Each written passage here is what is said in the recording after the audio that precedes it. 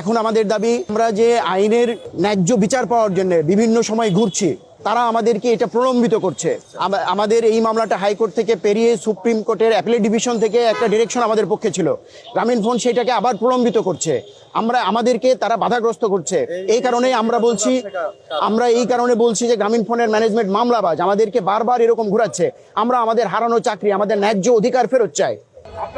11টার সময় আমাদেরকে ইমেলের মাধ্যমে টার্মিনেট করে এবং সেই 2012 সালেই আমরা এই অবৈধ ছাঁটাইয়ের এগেইনস্টে আমরা মামলা দায়ের করি এবং এই মামলা আজ 12 বছর ধরেও আমরা একটা শুনানি করতে পারি নাই প্রথম লেবার কোর্টে। কারণ এরা গ্রামীণফোন কর্তৃপক্ষ তাদের প্রভাব খাটিয়ে এবং গত সরকারের রাষ্ট্রপক্ষের অ্যাটর্নি জেনারেল এবং অন্যান্য সব প্রভাবশালী লয়ারদেরকে নিয়োগ করে তারা বিচার ব্যবস্থাকে আরো প্রলম্বিত করার সব ধরনের চেষ্টা করে এসেছে এবং এই 13 বছরে আমরা একটা শুনানি করতে পারিনি।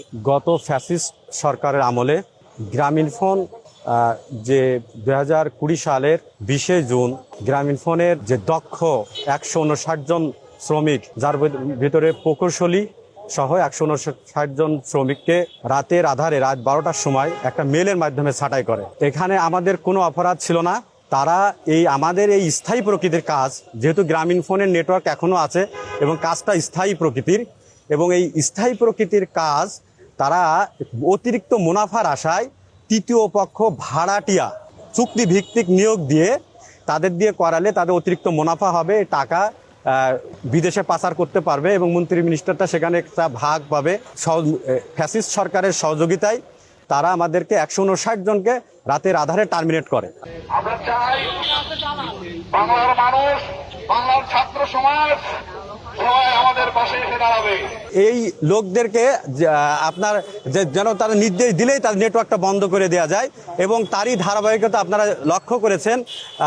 গত কিছুদিন পূর্বে যখন ছাত্র আন্দোলন তুঙ্গে ছিল, বৈষম্য বিরোধী ছাত্রদের ব্যানারে যে ছাত্র আন্দোলন চলছিল, তখন হঠাৎ করে নেটওয়ার্ক বন্ধ করে দেয় এবং এটা তারই ধারাবাহিকতায় এটা সংগঠিত হয়েছে। আজকে যদি এখানে স্থায়ী কর্মী থাকতো, তাদের একটা জবাবদিহিতা থাকতো।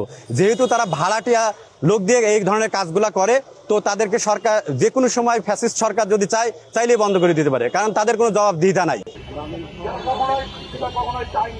তাদের উজ্জ্বল ভবিষ্যৎকে ধ্বংস করে দিয়েছে, তাদের সন্তানদের ভবিষ্যৎকে ধ্বংস করে দিয়েছে, তাদের সামাজিক মর্যাদাকে ধ্বংস করে দিয়েছে এই গ্রামীণফোনের অসাধু কর্মকর্তারা।